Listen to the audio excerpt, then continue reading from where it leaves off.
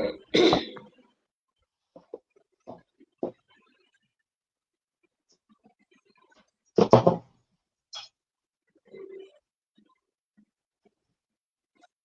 dia, boa tarde, boa noite, dependendo da hora que nos acompanhe.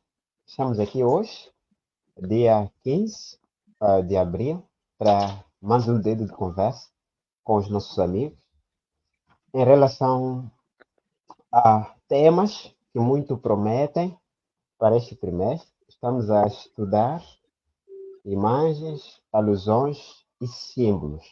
Como interpretar ou como estudar a profecia bíblica.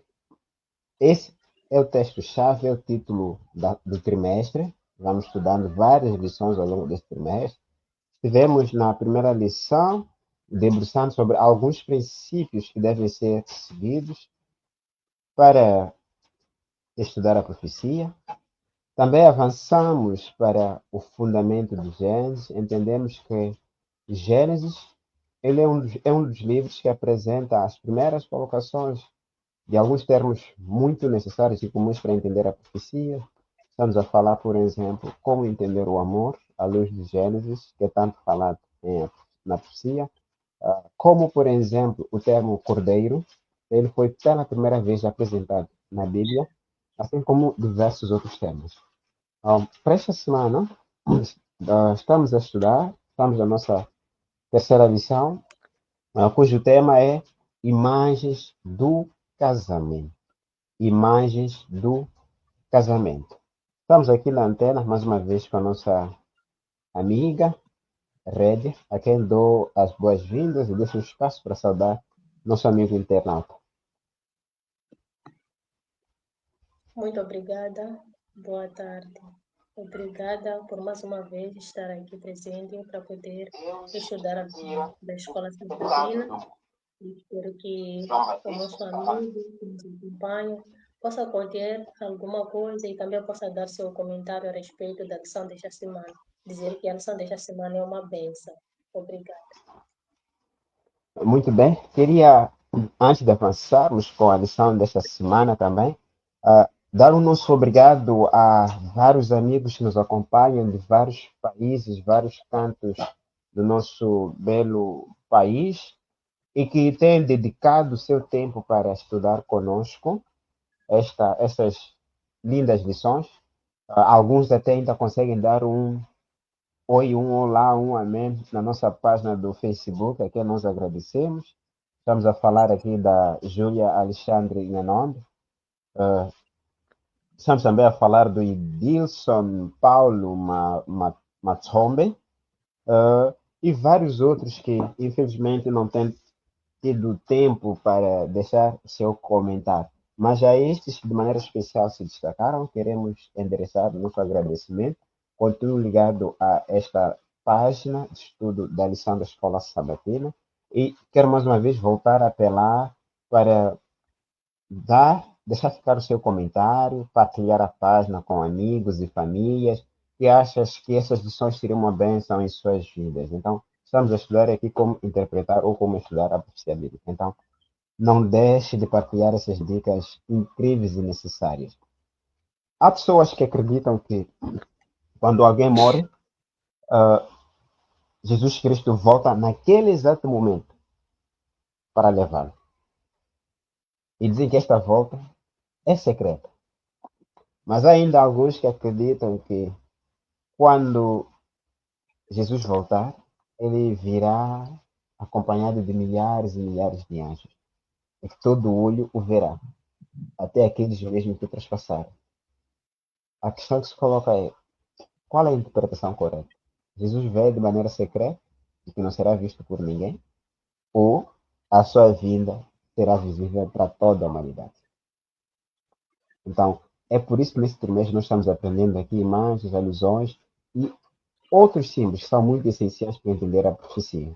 Então, fique conosco e aprenda a interpretar algumas passagens bíblicas que parecem dar cabeçada ao nosso amigo internauta. Hoje, vamos falar do casamento. Quando nós vamos ao livro de Gênesis, fica muito claro que o casamento é uma instituição divina. Quando lê logo o primeiro capítulo, fica claro ali que Deus cria homem e mulher, Adão e Eva. Agora, a questão que se coloca aqui é de que forma o casamento, na sua versão original, ainda perfeito antes do pecado, assim como depois do pecado, nos ensina, traz algumas lições importantes que podem nos auxiliar no estudo da profecia. Que símbolos, que lições do casamento, da união entre homem e mulher, podem se usar para ajudar a compreender a profecia bíblica. Nós vamos falar sobre isso hoje e a proposta do verso-chave que eu convido meu amigo para memorizar está no livro de Apocalipse, capítulo 19, verso 9, que diz assim: Então o anjo do Senhor me disse, escreva, bem-aventurados aqueles que são chamados à ceia das bodas do Cordeiro. E acrescentou, são estas as verdadeiras palavras de Deus. Diz que felizes são aqueles que são chamados para as ceias, ou seja, para a refeição, para o banquete do casamento do Cordeiro. Isso está no Apocalipse, capítulo 19, verso 9. Apocalipse é um livro clássico conhecido como profético, mas lá fala-se de casamento. A questão que se coloca é a que bodas do Cordeiro se referem aqui? E por que são felizes aqueles que participam nessas bodas? E ainda o texto acrescenta que essas palavras são verdadeiras. Fique conosco e vamos juntos debruçar em torno disto, à luz do que a Bíblia apresenta já em textos anteriores a este, para melhor compreensão. O relacionamento mais íntimo que existe é o casamento. É uma escala na qual, se nós permitirmos que seja experimentado de maneira como Deus planeou o casamento, podemos descobrir lições profundas sobre seu amor por nós, sobre o nosso relacionamento com Ele e sobre tudo o que Ele fez para nos redimir. Estão a dizer que no casamento é possível nele tirar lições que podem nos ajudar a descobrir o amor de Deus por nós, a descobrir como é que nós podemos nos relacionar com Deus e, acima de tudo, a descobrir o que Deus fez para nos salvar. Esta é a proposta do que nós podemos aprender ao longo desta lição. O autor ainda diz aqui que pesa ainda que o pecado tenha distorcido este conceito do casamento à luz da intenção divina ao ser criada, ainda assim é possível nele encontrar alguma verdade para a nossa realidade. E, especialmente, é possível, através da imagem do casamento, nós entendermos alguma coisa a respeito das profecias. Dizer que nesta semana nós vamos estudar aspectos positivos e negativos do casamento, de maneira a entender melhor como Deus se relaciona com o seu povo, mesmo em meio a tantas falhas. E, acima de tudo, vamos aprender algumas verdades sobre o amor que vão nos ajudar a compreender os eventos dos últimos dias. Estamos a falar que no final da história deste universo, já ao fim da história desta Terra, no casamento é possível tirar algumas lições que nos ajudem a melhor posicionarmos ou saber como convém nos dirigirmos. Quando voltamos às metáforas bíblicas acerca do casamento, entendemos que ele, de maneira muito íntima e profunda, o casamento, ele reflete o tipo de intimidade que Deus espera ou deseja ter com a humanidade. Então, em várias passagens da Bíblia, nós encontramos o casamento sendo usado como uma ilustração daquilo que Deus deseja experimentar ou viver com o seu povo. Quando nós vamos ao livro de Gênesis, convido meu amigo para irmos juntos lá, ao livro de Gênesis, no capítulo 2, verso 23 até 25, repito, Gênesis 2, 23 até 25, nós lemos o seguinte: Disse então o homem, referindo-se a Adão, Esta sim é osso dos meus ossos e carne da minha carne. Ela será chamada mulher, porque do homem foi tirada. Por essa razão, o homem deixará pai e mãe e se unirá à sua mulher. E eles se tornarão uma só carne. O homem e sua mulher viviam nus e não sentiam vergonha. Eles se unirão e serão uma só carne. Uma só carne. De que maneira o casamento humano ilustra a conexão entre Cristo e a humanidade? Quando ele diz que ambos se tornarão uma só carne. O que é possível explorar desta colocação que é feita já mesmo no livro de Gênesis, antes do pecado, sobre o tipo de intimidade que Cristo espera ou deseja ter com a humanidade? A minha amiga Rédia convido-lhe a nos ajudar a entender melhor esta passagem, à luz da lição do domingo. Como é que uma só carne, trazida essa expressão aqui no livro de Gênesis, pode traduzir-se na expectativa de Deus para com a humanidade, em tipo de relacionamento que ele deseja ter? Muito obrigada pela palavra. Fazendo uma metáfora entre o casamento humano com o casamento divino, nós vamos perceber, numa primeira fase, que Deus, quando fez o homem, quando fez Adão, nesse caso, depois teve que lhe dar uma ajudadora, né? Então, nós encontramos aqui o primeiro casamento, aonde no Jardim de Éden, e o propósito de Deus ao fazer esse lar era que eles vivessem felizes, mas infelizmente, com a entrada do pecado, muitos dos casais, neste momento, nós percebemos que vivem em conflitos. Então, a união ou o casamento dos seres humanos é a união entre homens imperfeitos.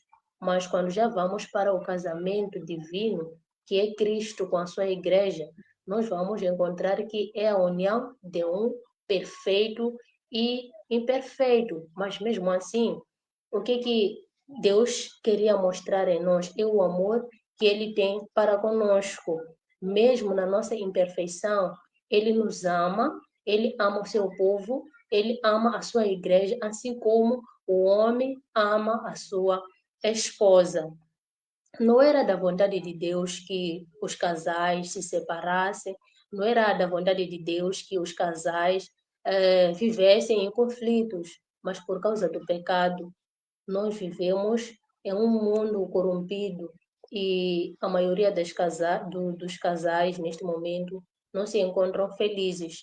Mas, em especial, esta lição de domingo vem nos mostrar que, a meio de tudo isso, olhando naquilo que é a nossa natureza pecaminosa, a nossa imperfeição, Deus ainda continua nos amando. Cristo, ele continua mostrando o amor por nós. E é por essa razão, quando nós estudamos esta lição de domingo, vimos alguns princípios pelos quais podem gerir o que é o lar. Esses princípios que poderão nos mostrar, nos fazer entender o qual Deus ele é amor. E se nós seguirmos esses princípios, poderemos viver um pequeno lar aonde aqui na Terra. Eu digo que esta lição é uma bênção para os casais, principalmente para aqueles que o casamento está desmoronando, não que para aqueles que estão bem, né? Entre aspas, não seja uma bênção, é uma bênção também. Mas eu digo que esta lição para aqueles casamentos que estão desmoronando é uma bênção, porque é a partir desses princípios que foram nos dados aqui que, olha, a pessoa vai entender. É certo que o meu parceiro ou a minha parceira, ela ou ele não merece perdão de tudo que ele fez para mim, mas por causa do amor que Cristo demonstrou na cruz de Calvário, ainda que eu e você não mereçamos esse amor, ele sempre continua nos amando. E a lição vem nos ensinando que você precisa perdoar o seu parceiro. Você precisa perdoar a sua parceira, ainda que este ou esta não mereça o seu perdão. Porque Cristo também te perdoou, você não estava a merecer. Cristo perdoou seus pecados, não que você fez alguma coisa para que ele possa te perdoar. Outro princípio é aceitar seu cônjuge, com todas as suas falhas. Todo mundo falha e você tem que aceitar mesmo assim. Porque se você não aceitar, assim você está a dizer que é capaz ou é um ser perfeito que não precisa da graça de Deus. Você não precisa de Jesus Cristo para que sirva de exemplo na sua família. E outro princípio que nós vimos é que assim como Cristo nos colocou antes de si mesmo, devemos pensar nos cônjuges antes de nós mesmos. Então, quando nós olharmos para esses princípios, são princípios que podem guiar o nosso lar e restaurar os nossos casamentos. São princípios que podem, para além de restaurar, eu falei muito bem que é uma bênção para os casamentos que estão desmoronando, mas também é uma bênção para os casamentos que, entre aspas, estão felizes. Por quê? Quando eles usam esses princípios, assim a vida ainda continua e eles percebem melhor que o amor de Cristo entre a humanidade é o amor que eu tenho que refletir diante da minha família. Então, nós não que mereçamos tudo que Cristo faz por nós, não que nós tenhamos feito alguma coisa para que ele nos ame, para que ele nos perdoe, mas por causa do seu amor. E é esse amor que temos que fazer o quê? Nós também temos que mostrar, ou dentro de uma família, dentro de um lar, as pessoas devem fazer o quê? Devem usar, demonstrando que assim como Cristo nos amou primeiro, nós também temos que nos amar. Muito obrigado, muito bem explanado aqui. Estamos a dizer que quando Deus cria o casamento, ele não tinha em vista o divórcio. Esta instituição que sai das mãos de Deus, ela deveria durar por toda a vida. O divórcio surge como resultado do comportamento humano falho, resultado do pecado. Disse Jesus no livro de Mateus 19, verso 7, diz que, então, quando lhe perguntaram por que Moisés ordenou dar uma carta de divórcio e repudiar a uma mulher, Jesus responde que por causa da dureza dos vossos corações. Mas quando Deus planificou o casamento, era para que isso fosse eterno. E ainda que seja agora a união de duas pessoas com falhas, duas pessoas imperfeitas, estamos a dizer que cada um dos dois, a falar do marido e da mulher, leva para o casamento sua bagagem. Leva para o casamento seus defeitos de caráter. Leva para o casamento sua disposição da sua natureza carnal de fazer tudo errado. Leva para o casamento vícios. Leva para o casamento genética herdada dos seus parentes. Para não esquecer, leva para o casamento também a sua cultura. Então, estamos a dizer que esta bagagem toda, ela, na verdade, cria condições para que o casamento acabe virando um campo de batalha. Agora, entender que sou imperfeito, o outro lado também é uma pessoa imperfeita, já deve nos colocar à predisposição de perdoar, porque sabemos que o outro vai sempre falhar. Queira seja com ou sem intenção, mas por causa dessa natureza caída, estamos suscetíveis a cometer erros. Então, é esta predisposição de perdoar que nós vemos em Cristo, conforme explicava a nossa amiga Rédia, a quem vamos obrigado. Ela dizia: é possível experimentar um pedaço do céu ainda aqui na terra, quando nós temos um casamento que espelha a intenção divina. Uma só carne. Estamos a falar de unidade, estamos a falar de intimidade entre homem e mulher. Então, esta união, diz a palavra, que ela deve expressar-se como o tipo de relacionamento que Cristo espera ter com a sua igreja, espera ter com a humanidade. Quando nós avançamos um pouco mais para a lição da segunda-feira, cuja proposta de tema é Uma Bela Noiva, nós temos lá uma história muito interessante. Deus descrevendo Israel como uma criança que foi deixada num campo, como um campo abandonado, e toda ela coberta de sangue, que nem sequer foi cortado o seu umbilico.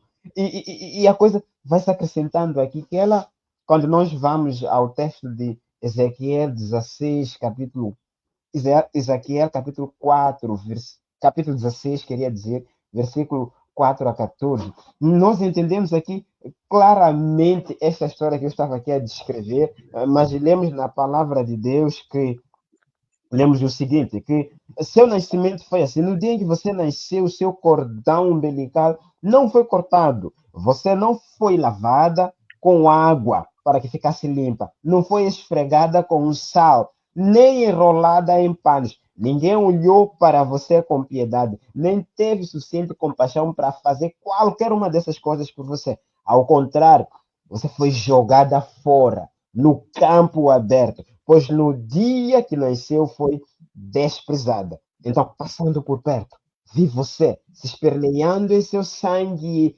Quanto você jazia ali em seu sangue, eu lhe disse: Viva! Diz a palavra do Senhor.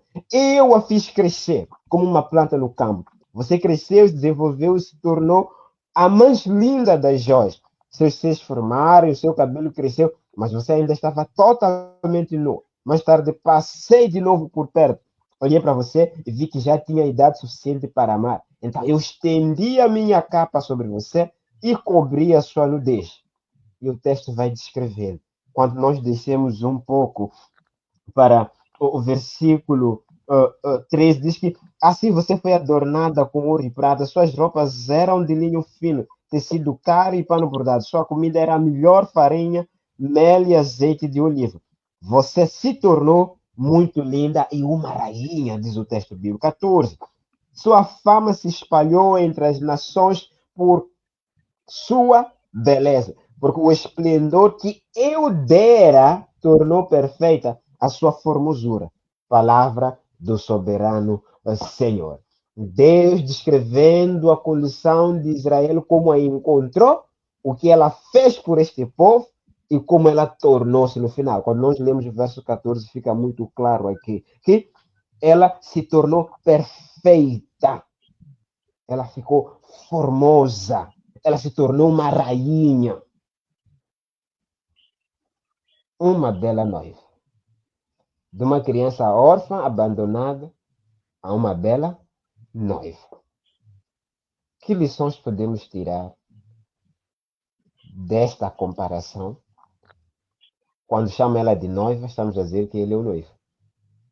Que lições nós podemos tirar aqui sobre as intenções que Deus tem para conosco? Amiga Rédia, pode nos ajudar mais uma vez? Muito certo. Primeiro dizer que Deus aqui faz uma referência em relação a essa criança abandonada com o povo de Israel. Na verdade, o próprio Deus é quem tem tomado cuidado do seu povo.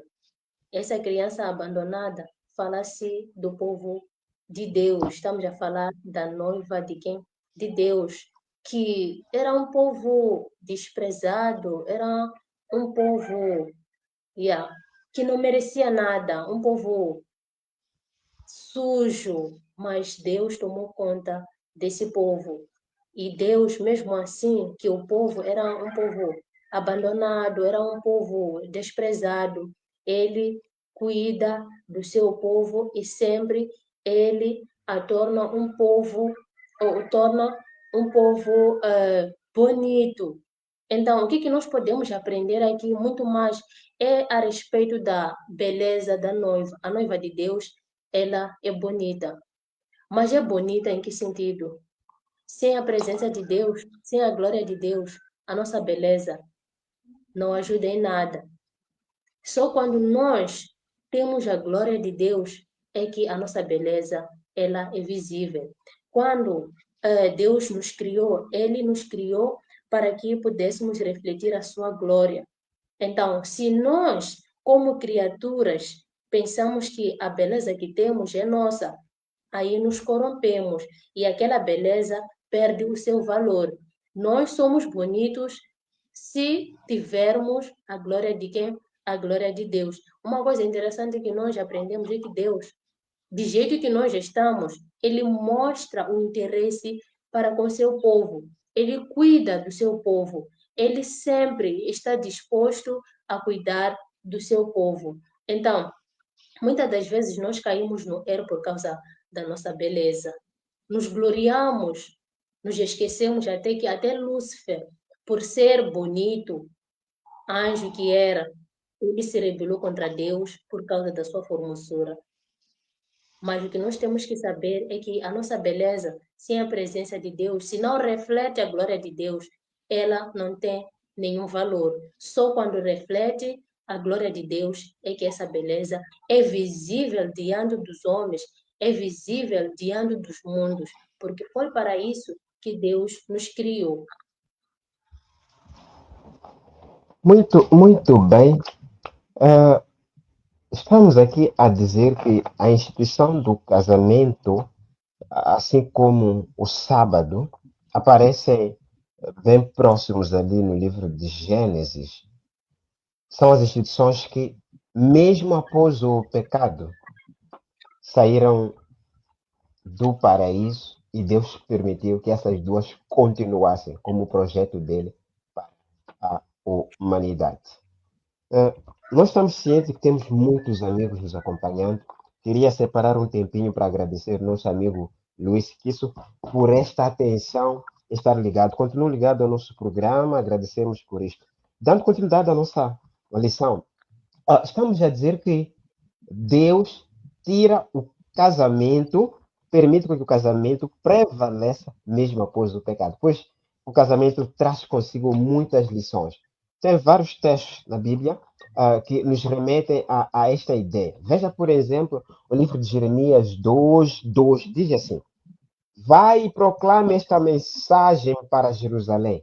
Assim diz o Senhor. Lembro-me de como você desejava me agradar quando era uma jovem noiva. Noiva, estamos a dizer que é alguém que está comprometido em casamento com o noivo, com o seu parceiro.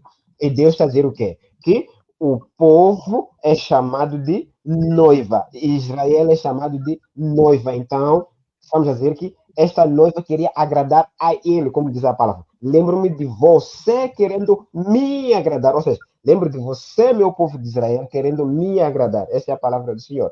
Quando era uma jovem noiva, muito tempo atrás, você me amava e me seguia até mesmo no deserto.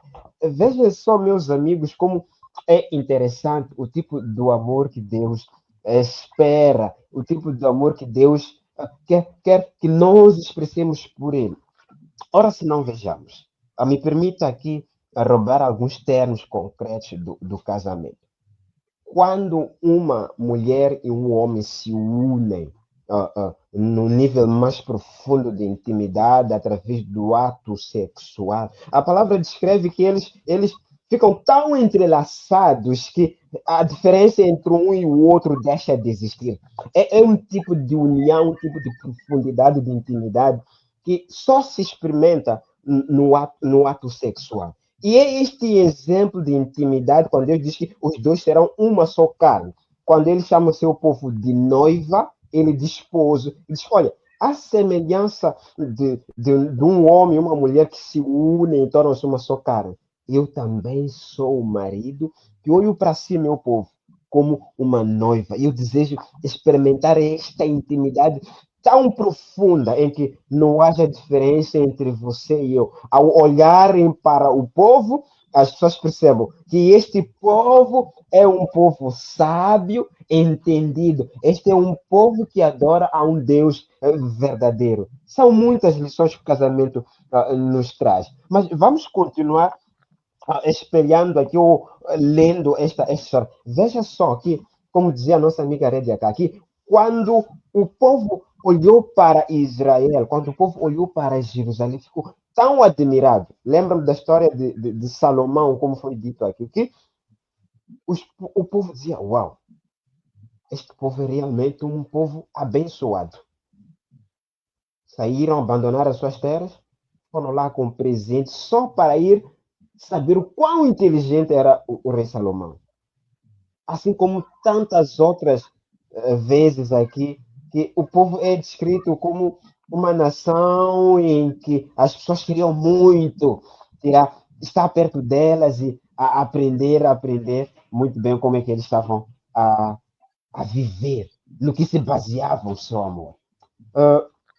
Queridos, quando nós lemos o livro de Jeremias, o capítulo 9, o verso 23 e 24, diz que não se glorie o seu sábio na sua sabedoria, nem o rico na sua riqueza. Versículo 24, 10 ainda acrescenta que aquele que quiser se gloriar, aquele que quiser se orgulhar de alguma coisa, que se orgulhe em me conhecer e saber que eu sou o Senhor, que faço misericórdia, juízo e justiça na terra. Porque destas coisas eu me agrado. Então, a vontade de Deus é que nós, se tivermos que nos encher aqui do sentimento de orgulho, que seja resultado de conhecer a Ele, de experimentarmos um relacionamento profundo e de intimidade com Ele. Isso sim é o que deve caracterizar o povo, o povo de Deus. Por isso que se diz aqui que é muito perigoso confiar na sua própria beleza. Em outras lições, se nos for possível, nós poderemos falar, por exemplo, de uma das razões por que Lúcifer caiu. Por que esta coisa de contemplar a própria beleza, esta coisa, esse sentimento de autossuficiência é muito prejudicial e danoso? Lembra? Foi por esta razão que Lúcifer caiu. Mas em outro dia nós conversaremos profundamente sobre este assunto. Então, precisamos reconhecer que todo o mérito de alguma coisa boa que acontece em nossas vidas é graças a Deus. Isso deve nos recordar que, se nós queremos um casamento que espelha o tipo de relacionamento que Deus deseja que nós tenhamos com Ele, só é possível à luz dele. Ao olharmos para a cruz, nós devemos entender que o nosso Deus é um Deus maravilhoso, é um Deus que perdoa, é um Deus especialista em restaurar relacionamentos. Volta para o livro de Gênesis, você vai ver lá no capítulo 3, quando Deus percebe que o homem havia comido o fruto do qual havia dito para não comer. Ele diz: Adão, Adão, onde estás? Mais uma vez, o homem, quando entra em pecado, ele se afasta de Deus. Deus, quando percebe essa situação, corre atrás do homem para restaurar esse relacionamento que foi quebrado pelo pecado. Amigo Samuel Tigi, Maranata, Cristo vem, continuemos nos preparando para a sua breve volta. Continue ligado com o nosso canal e juntos vamos aprender e espalhar esta mensagem. Uma outra lição que nós precisamos explorar nos próximos minutos é sobre uma experiência que sucedeu com um profeta. Deus fez um pedido muito incomum e estranho ao profeta Oséias. Quando nós vamos à Bíblia e no livro de Oséias, o capítulo 1, o versículo 2, nós apanhamos lá Deus orientando o seu profeta para tomar uma decisão muito incomum e assustadora, e que se alguém fosse dito em nossos dias, poderia cair de costas. Imagine que alguém apareça e diga: Ô Rodrigues, vá à casa com aquela mulher prostituta, aquela que fica lá na rua, lá vender o seu corpo, com todo o respeito a quem faz disso uma profissão. Mas é exatamente esta questão que a Bíblia nos traz aqui. E eu uso o exemplo de uma prostituta para transmitir uma lição. E ele chama o profeta Oséias. No verso 2 do capítulo 1, lemos o seguinte: Quando o Senhor começou a falar por meio de Oséias, disse: Vá, tome uma mulher adúltera e filhos da infidelidade. O texto acrescenta. Porque a nação é culpada do mais vergonhoso adultério. Porque por ela afastar-se do Senhor. Capítulo 3, verso 1. O Senhor disse-me, novo, vá, trate novamente com a sua mulher, apesar dela ser amada por outro e ser adúltera. Ame-a como o Senhor ama os israelitas, apesar de eles se voltarem para os outros deuses e de amarem os bolos sagrados de uvas passas. Vamos ao livro de Apocalipse agora ver que ilustração esta colocação dos anjos pode nos ajudar a entender algumas passagens lá. Um dos 7 anjos que tinham as 7 taças aproximou-se e me disse: venha, eu lhe mostrarei o julgamento da grande prostituta. Está sentada sobre muitas águas, com que os reis da terra se prostituíram. Os habitantes da terra se embriagaram com o vinho da sua prostituição. Depois disso, vi, estou lendo agora o capítulo 18, versículo 1 ao versículo 4 de Apocalipse. Depois disso, vi o outro anjo que descia dos céus. Tinha grande autoridade e a terra foi iluminada por seu esplendor. E ela bradou com voz poderosa. Caiu a grande Babilônia. Ela se tornou habitação de demônios e antro de todo espírito imundo, antro de toda ave impura e detestável, antro é mesmo que morada. Os reis da terra se prostituíram com ela, à custa do seu luxo excessivo. Os negociantes da terra se enriqueceram. Então ouvi uma voz dos céus que dizia: saiam dela, povo meu, para que vocês não participem de seus pecados, para que as pragas que vão cair sobre ela não os atinjam. Deus mandou Zés para casar com uma prostituta. O que essa história pode nos ajudar a entender? Ao que João recebeu como visão no livro de Apocalipse, ao ver o julgamento de uma prostituta que se prostituiu com os reis da terra. E depois, lá embaixo, no capítulo 14, depois desse julgamento, depois do grito, da queda dessa Babilônia, há um apelo no versículo 4.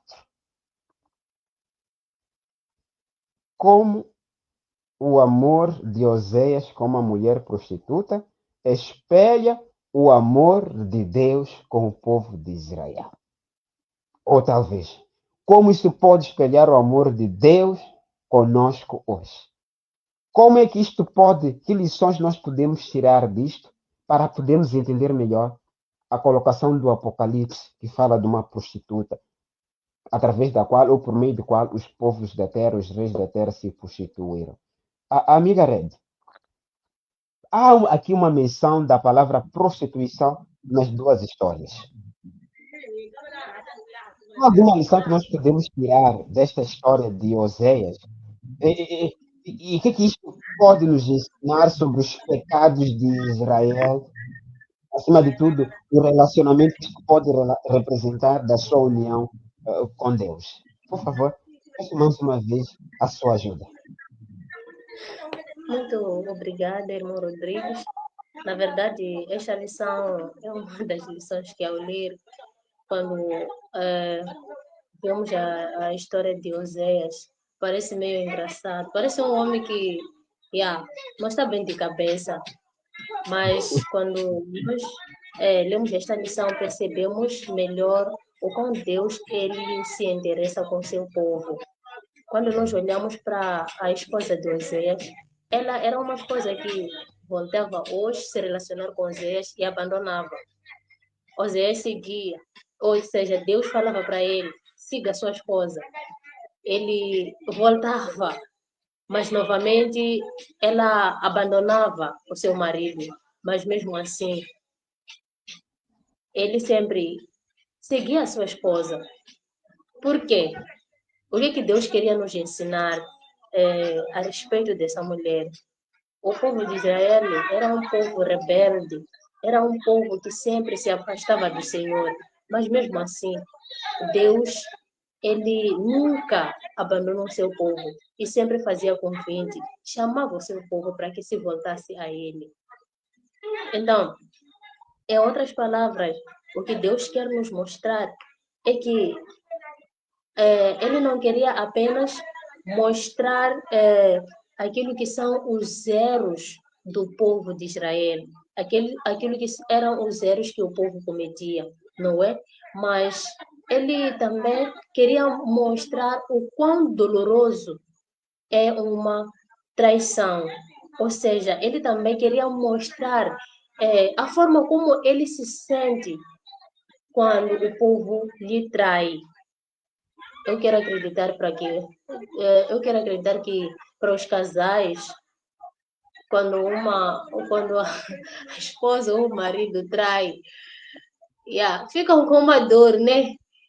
Que até mesmo para comer e até mesmo para fazer alguma coisa, já não há vontade de nada, porque é por causa de traição. Então, Deus queria fazer a nós percebermos o quão doloroso é uma traição. Abandonar aquele que nos fez, ainda que ele queira estar mais próximo de nós e nós negamos. Negamos aquilo que é bom para nós mesmos e procuramos outras soluções que nem são soluções, simplesmente poderão nos trazer o que? A desgraça. Então, Deus desperta a nós, porque essa traição ou esse abandono a Deus não aconteceu apenas com o povo de Israel, até nos nossos dias. Até acontece dentro da igreja. Como é que pode acontecer essa prostituição dentro da igreja?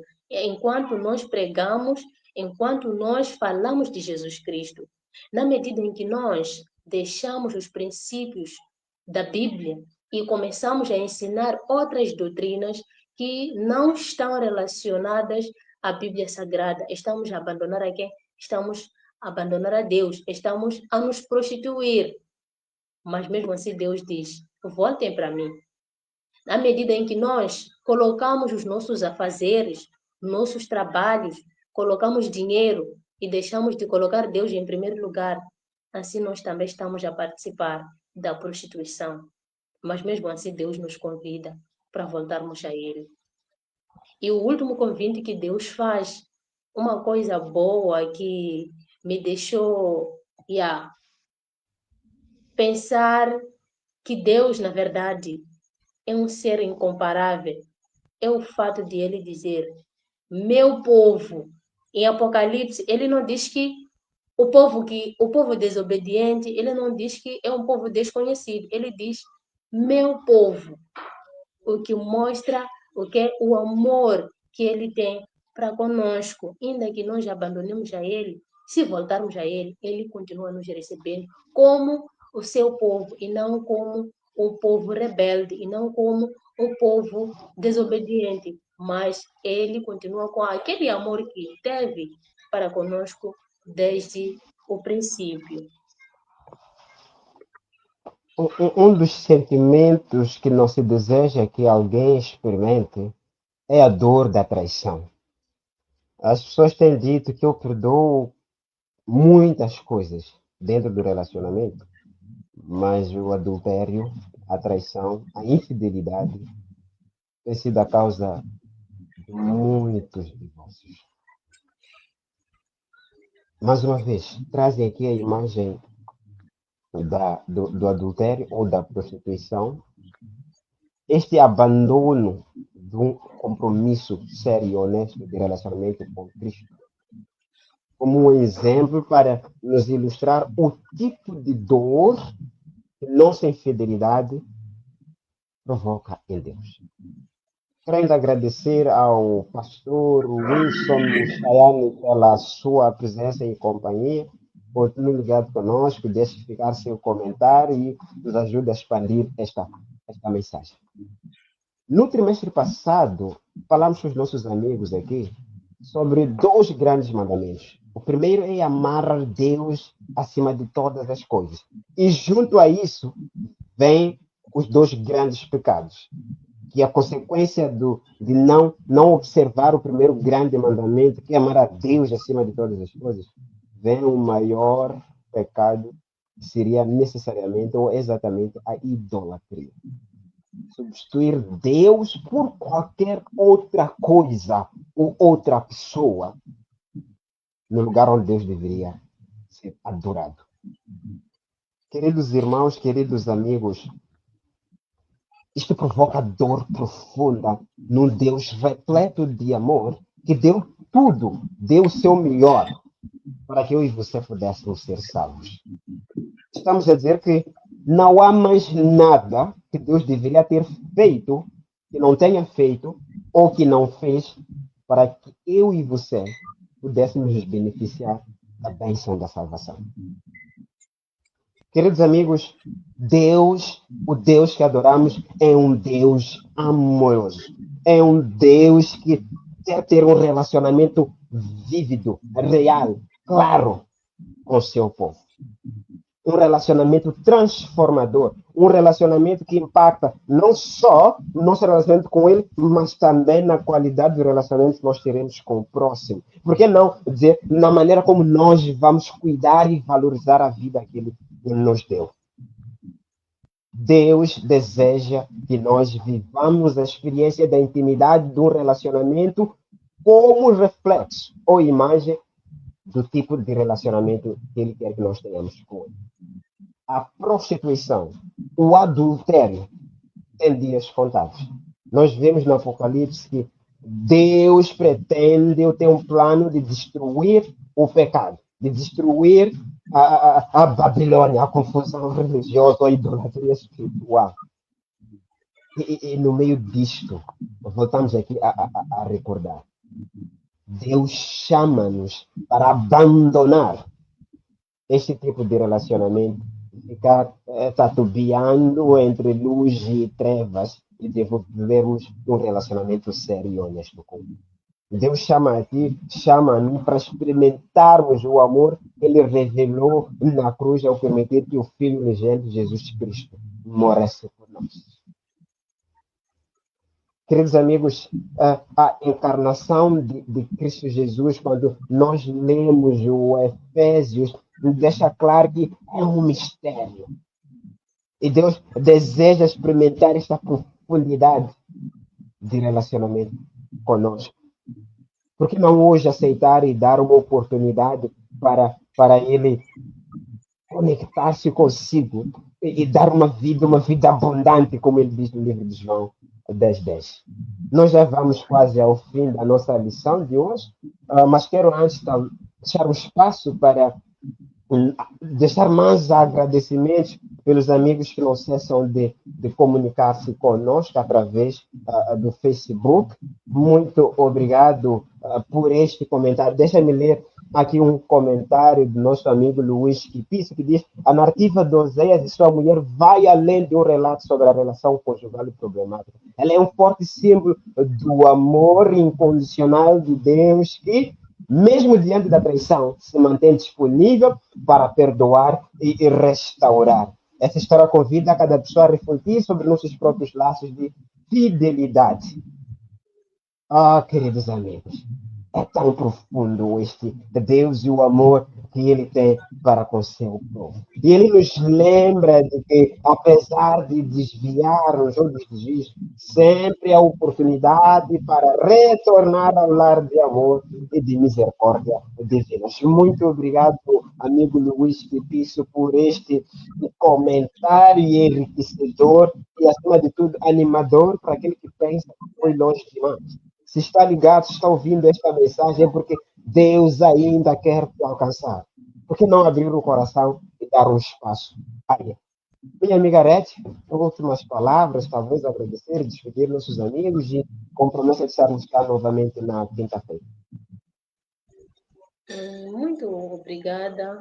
Eu já não tenho mais palavras, apenas agradecer aos amigos que nos acompanharam durante esta lição e dizer que para você, amigo, que queria desistir, talvez, de perdoar alguém, porque já fez várias vezes, algo que não te deixe bem, não é o momento de desistir, é o momento de você perdoar. É o momento de você chamar, é o momento de você se reconciliar, porque Jesus Cristo está quase a voltar. Enquanto você se reconcilia com seu irmão, enquanto você aceita perdoar os outros, a isso que Cristo nos chamou, nós já estamos nos preparando melhor para a sua vinda. Quando ele vier nos buscar, poderemos viver a vida sem pecado, a vida sem haver necessidade de eu perdoar, assim como você também perdoar. Mas enquanto ele não vem, nós temos que perdoar. Ainda que a pessoa não mereça, perdoe, porque mesmo nós não merecemos perdão, mas Deus, por causa do seu amor, por causa da sua misericórdia, ele sempre nos perdoa. O nosso chamado nesta hora é que eu e você possamos nos unir, possamos buscar a Deus a cada dia que passa, para podermos juntos ser fortes, perdoando os nossos irmãos, também permitindo com que Deus continue estando em nós, deixando todo o orgulho que está nos nossos corações, que faz com que tenhamos, não consigamos manter a presença de Deus em nossas vidas. A nossa beleza, ela é essencial, sim, mas sem a glória de Deus, ela não vale nada. Deixemos o orgulho de lado, coloquemos Deus em primeiro lugar. Assim como Deus nos criou para refletirmos a sua glória, que assim seja em nossas vidas. Muito obrigada. Então o anjo me disse: escreva, felizes aqueles que são chamados à ceia, as bodas do Cordeiro. E acrescentou: são estas as verdadeiras palavras de Deus. Vamos orar. Obrigado, Senhor, por saber que nos ama tanto e que deseja que experimentemos hoje um relacionamento tão profundo, à semelhança da relação ou da intimidade que experimenta no casamento, onde a sua graça reina. O pedido, Pai, é ser com o nosso amigo internauta, dá-lhe uma bênção especial para o seu coração, o quanto o ama e quer que tudo corra bem. Essa é a nossa oração em nome de Jesus. Amém. Nós voltamos na quinta-feira. Até lá, fique na graça de Deus e tchau. Um abraço, seus amigos.